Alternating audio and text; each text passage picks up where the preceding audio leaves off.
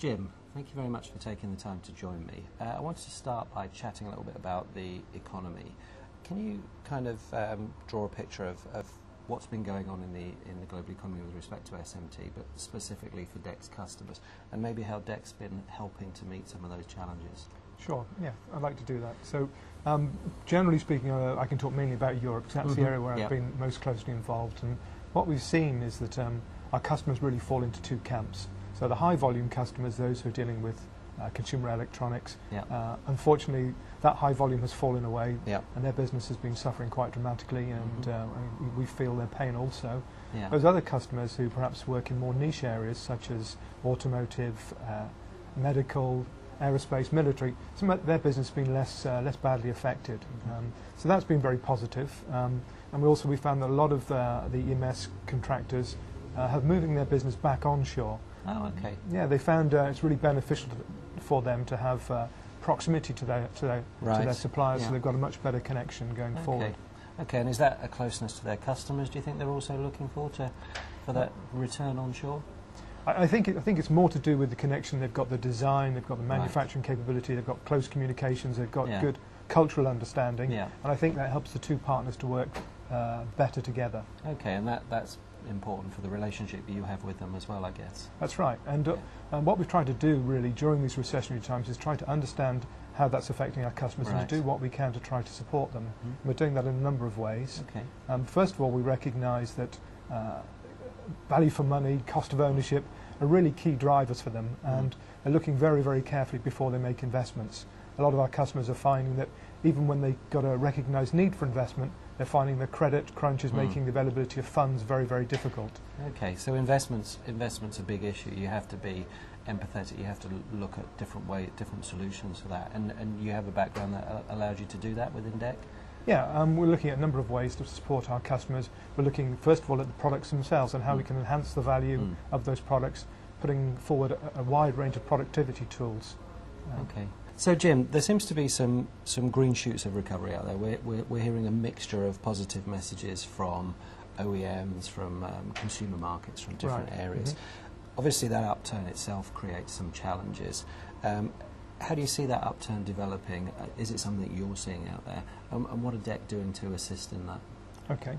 First of all, I could add my agreement that I think we are seeing the first signs of recovery. The market's had a strong recovery in Asia. And we're just starting to see that start to filter on through into Europe. So there are a couple of high spot areas, particularly in North Africa, for example. There seems to be a lot of investment going on there, and in Scandinavia and a few other dots of countries. So it's not a widespread recovery yet, but we are seeing the first signs. Yeah. Okay. And with respect to your customers, what does that mean to them, and what does it mean to with respect to your product offering?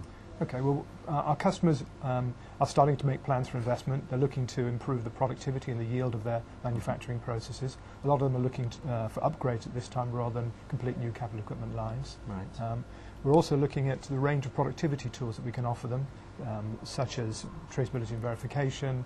We've got an enhanced ProFlow offering. We're also looking at gridlock and new Hawkeye systems for paste inspection and 2D inspection, so quite a wide range of productivity tools. Yeah, so it is really about adding that additional value through technology that's going to give them the benefit, and actually understanding what they need, I guess, at this point, and trying to deliver a solution for them. Okay, and moving forward into 2010, where hopefully we've got a much stronger market, where do you see the priorities for DEC in terms of product development, in terms of the market? Okay, well, first of all, during the downturn, and it has been a deep recession, DEC has continued to invest in product development and innovation. So it's very important for us and for our customers that we stay at the forefront of technology and maintain our leadership position. So that's really been our first priority.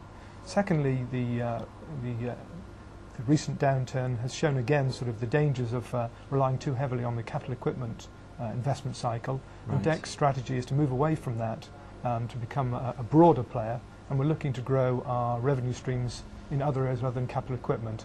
So those are things like service and support, spare parts, and consumables. And particularly important for DEC is the revenue streams which come from our award-winning VectorGuard franchise. We're offering a franchise for our partners to offer the VectorGuard system to their customers, and also a T8 laser franchise, which is for those customers who operate on a larger scale. Okay. Okay, and with respect to those, obviously with the service and with the support, you've got a global footprint which allows you to support that. That must be very important at this time, and also the backing that you have from Dover as a business as well. Yeah, there's two elements to touch on there. First of all, we have a very strong network of partners who are working with the VectorGuard franchise. Mm-hmm. So we have operations around Europe, and they can support each other with skills and also handling additional capacity in different areas when it's needed. Yeah.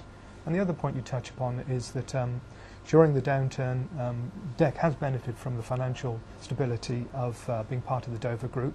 A lot of our customers now are looking to reduce the number of suppliers that they're working with.